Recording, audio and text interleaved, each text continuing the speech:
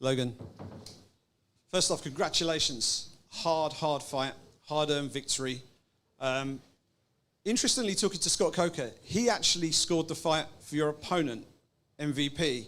What's your immediate reaction to that? Probably the first time you've heard that. So what do you say to those who suggest that MVP might have done enough to win? What rounds besides round 4? You know, I get it. It was, like I said, props to him. He's fast and explosive. But I won all those positions, and I took the fight where I wanted it. You know, and so if he would have wanted to keep it standing, then why didn't he?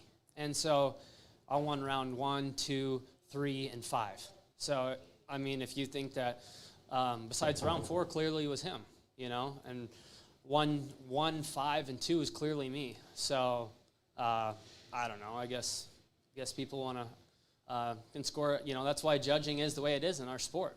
So, good for him, I guess.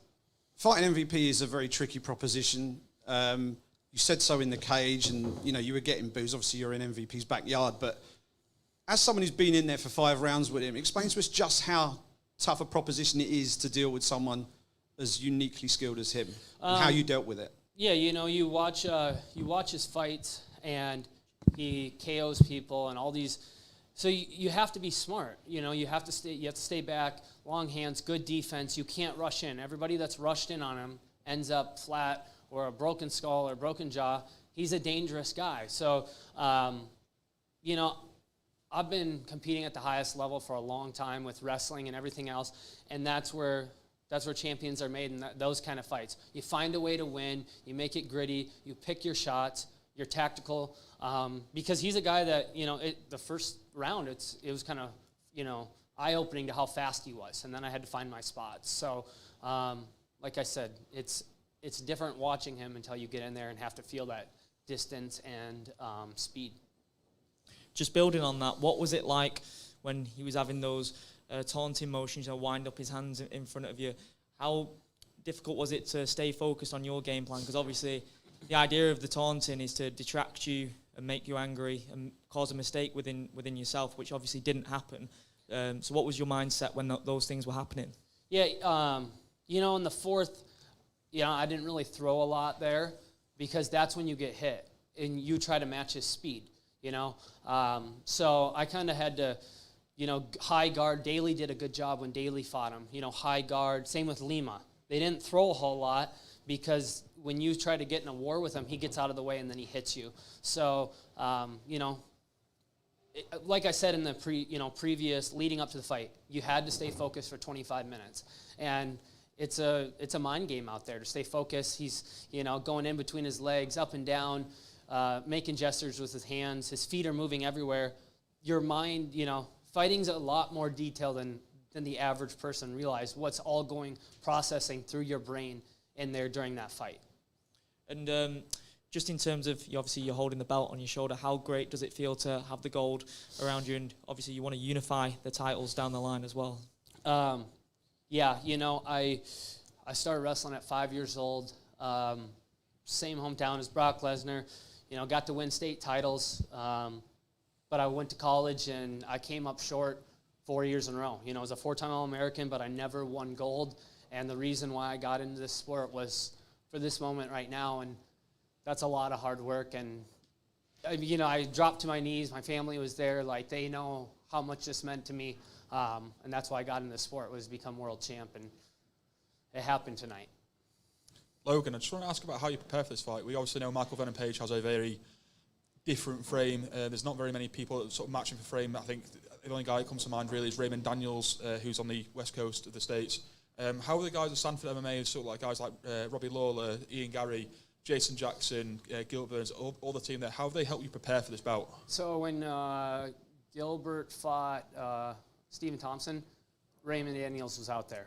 So I got to spend a little time with him, even before, you know, I knew this. So I got to feel it a little bit. Jason Jackson, good friend of mine, in my weight class. Delano Taylor, he fights at PFL. He's long, athletic. Ian Gary, good friend of mine at Sanford. All those guys are kind of long, rangy, good counter strikers, but they're not as fast as MVP. You know, like, and that's kind of what it what I kind of felt out there. I did a good job of not getting clipped hard. You know, I kind of saw things coming, had high guard, and so, but the guys at Sanford have helped me get this. You know, they're the reason I'm here. That whole coaching staff, from Kami Barzini, Jason Strout, Robbie Lawler, Henry Hoof, Greg Jones, all those guys helped me get this. Yeah. Sort of another question. Obviously, online there's a lot of criticism about your style of fighting. Some people call it lay and pray. Some people have described it as maybe a little bit boring, especially after last weekend's UFC bout between Carlos Esparza and Reza Munoz. Maybe a little bit people getting a bit tentative about how they describe fights. And people on Twitter, people on Instagram that have never been in there. You know, thank you for watching. I appreciate those people, but you haven't felt it until you feel it. You know, people don't know how to react. Like, they've never been in that situation. So, you know, without the fans, we're nothing. And I get that. But when you have this much on the line, you have to find a way. You know, the paper says, what everything says is, I'm world champ. And you know, I'm kind of sticking to that. You know, Bader's fight, you know, Bader's a good friend of mine. I know it wasn't the most exciting fight, but he found a way to win. And at the end of the day, you know, we get in this sport to win. You know, we want to be entertainers, but this is also a sport. And at the end of the day, you know, being champ and being a winner is important too. Yeah. There was some questions about the scoring of the cards, and some people are saying that maybe MVP should get a rematch. Now you've came to London, you fought in MVP's hometown. If you were to offer a rematch, would it have to be in your hometown and under your rules? I'm not interested in that right now. You know, right now it's I'm world champ, and we got to see what happens with Amosov. You know, prayers to him. I respect the hell out of him. We spent 15 minutes in there. We both improved since then. Both became champ since then. So right now, I'm not interested in an MVP rematch. Logan, first of congratulations. Obviously, you're 14-1 now, and now the interim champ. We're in a place at the minute where welterweight seems to be one of the most competitive divisions in every organization. How do you see yourself stacking up against some of the welterweights in other divisions, say in PFL and the UFC? I train at Sanford MMA, so I spent a lot of time with Kamaru Usman, Gilbert Burns, who else is... The guys that fought for the belt. Usman's been there a long time. Mike Chandler's top 5 at lightweight. Robbie Lawler's a former champ. So, Ian Gary's there. All these guys, Delano Taylor, Jason, all these guys from different divisions. Shavkov's there. So we have a lot of guys. And listen, there's a reason why I have confidence when I go out and fight, and it's because I compete with guys like that. So I know where I'm at, and that's why I have confidence walking into my fights. And if dream match potential, someone outside of Bellator, if you had to pick one match that you'd want to have next anywhere in the world, who would you want to have? Chimaev. Everyone talks about his wrestling. And listen, I said it before. I helped Gilbert get ready for that fight. There's different levels to wrestling, and I didn't see a lot of Chimaev's international highlights or what he did at the highest level. I haven't seen that. Now, granted, I know he's a hell of a wrestler in the cage, but look what Gilbert did. So, that would be fun for me. Yeah, good evening, it's Kieran Rai. My question to you now, you've accomplished something great. Now, just a generic question, what's your plans to celebrate? And also, you're in London, one of the greatest cities in the world. What's your plans for the next couple of days and maybe even tonight? I have some friends that have been with me through the whole ride, a former college teammate, a good buddy of mine, and I got my family here. So I'm going to enjoy this. We're going to hang out. I haven't got to see much of the city. I got here Sunday. This is a business trip. When you go to a certain city Sunday, I got here Sunday through now. It's been strictly business, so I haven't really seen much. But I'm excited to go home, excited to see all my friends and family back home that have supported me and just get back to the United States. Thanks. Like you mentioned, obviously you and Amosov have history. If and when, that does go down in the future, how do you see that going down again? he's obviously made improvements. We saw what he did to Lima. We saw what I did to MVP. But I think that fight taught me a lot, and that Neiman Gracie fight taught me a lot. And just, it's bigger moments, right? It's just each fight is stepping up to a bigger moment, a bigger stage, and I've grown a lot. My hands have come a long ways. Not burning myself out in some of those situations. So I'm just growing up as a fighter, you know. And so these last 2 fights I've really experienced that out there. I felt it.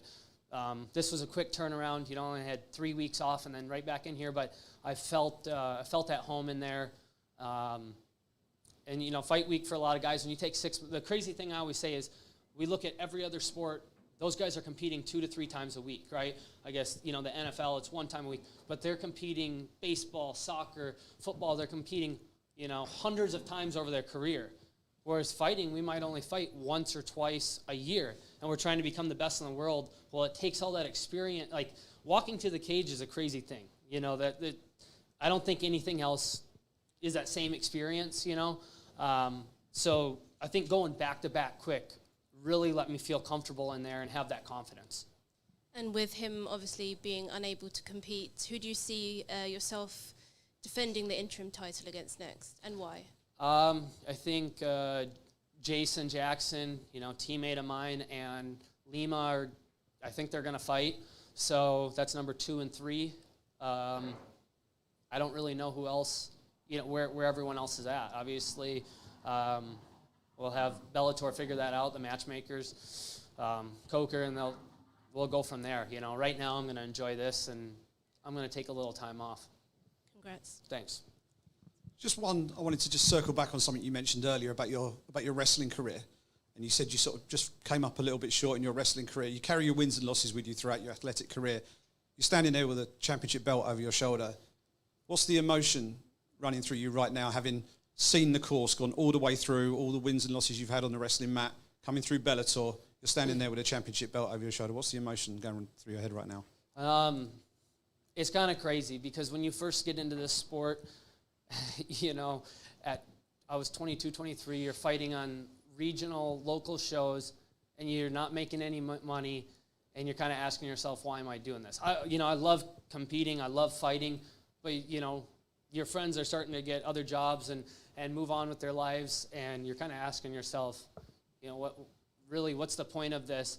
And then, you know, 5 or 6 years down the road from when I first started, it's for this right now, to be world champ, to be able to take care of, you know, me and myself, my family.